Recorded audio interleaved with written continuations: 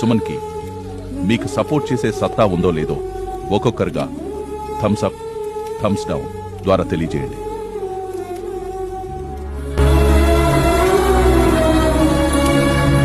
సుమన్, మీకు ఒక్కరి నుండి కూడా థమ్స్ అప్ రాలేదంటే దాని అర్థం మిమ్మల్ని ఎవరు తమ టీమ్మేట్గా, సపోర్టర్గా ఎంచుకోవాలని అనుకోలేదు.